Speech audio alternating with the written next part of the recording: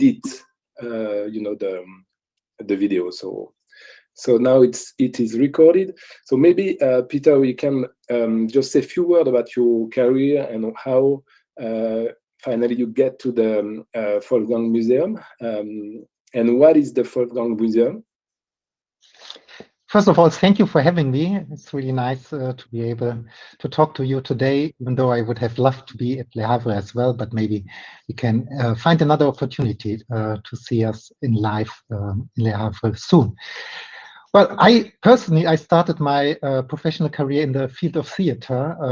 I used to be an assistant director, and I worked for an international theater festival called Bonner Biennial in the mid-90s. And while I was working in theater, my friends came mostly from visual arts. They studied at the Art Academy in Düsseldorf, and every time I had a little bit of free time, leisure time, I spent my time at the Art Academy without being a proper student there. So at some point we decided we should do something on our own and do exhibitions on our own. And I was the only one in this field of friends who wasn't an artist himself.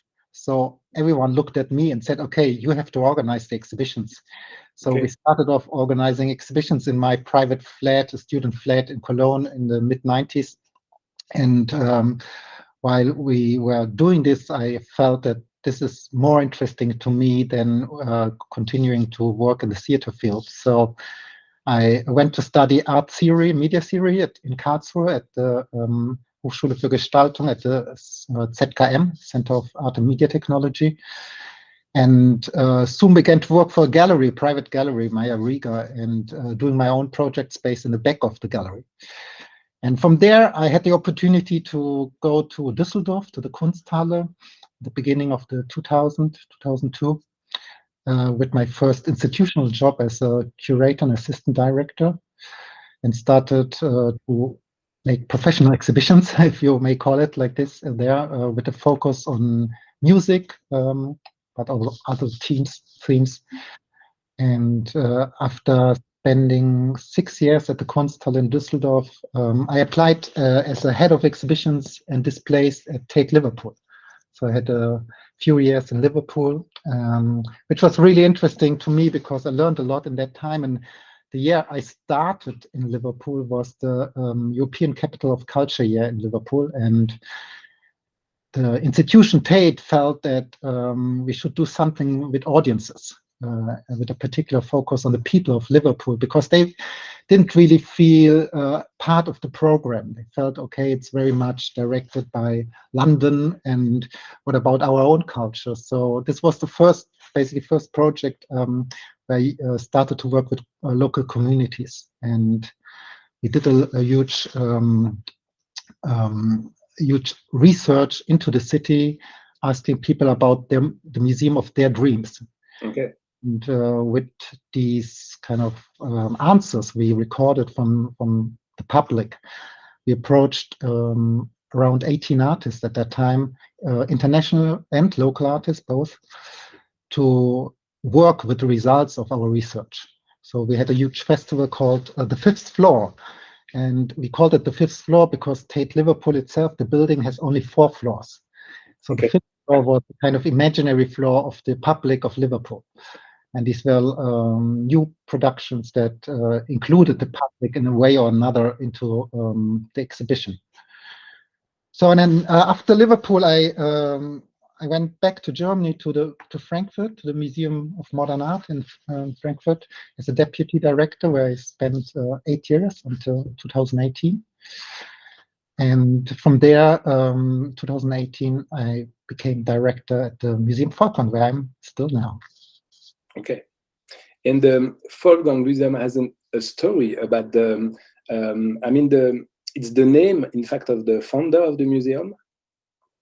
The Folkwang itself now is a name that derives from a mythology from the Nordic countries called Edda. And Folkwang itself means like the hall of the people. And it was the hall of a goddess called Freya.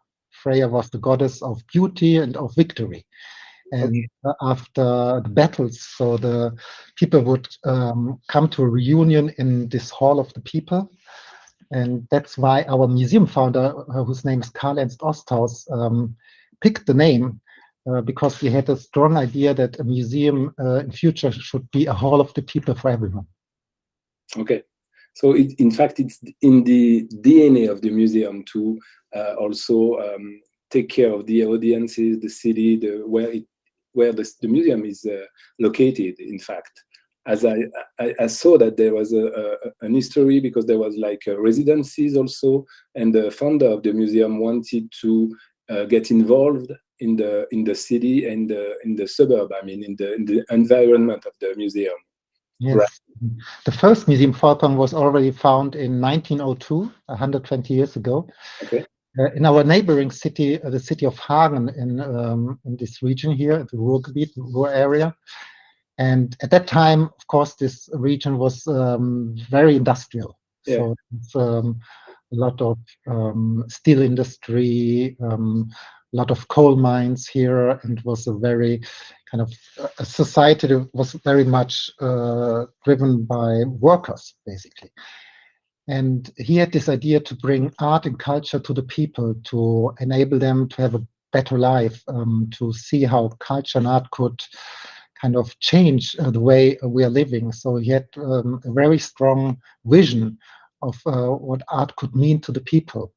And so it's really, as you said, in our DNA of the museum, the founding idea of the museum is really to bring art to the people. And he did this not only by founding the Museum Volkwang, but he had this idea of city planning, urban planning.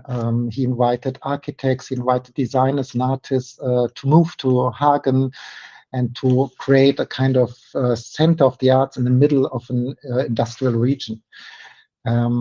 And partly was successful, and partly he died prematurely when he was 46 years old. So not all of his ideas could be realized during his lifetime. And after his death, the collection of the Museum Volkwang was acquired by a group of people from Essen, patrons. And so the collection moved to Essen.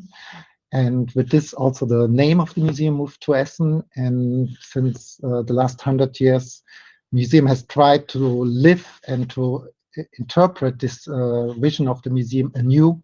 And that's why we have a strong focus in working with communities and community building.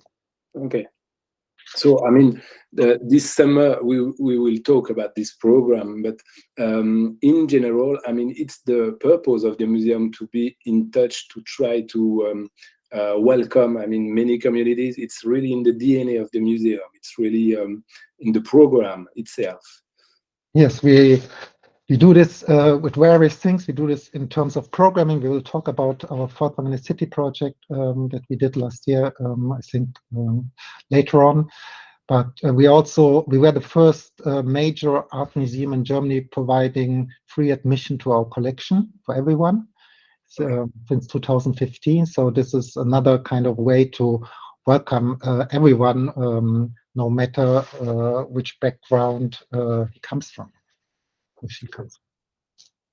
So to focus on why I'm really interested in your program, last summer you ran a festival which name is Wolfgang and the City, and the idea that I totally share with you is that the museum should go outside of itself to meet and to work with the community of the whole city.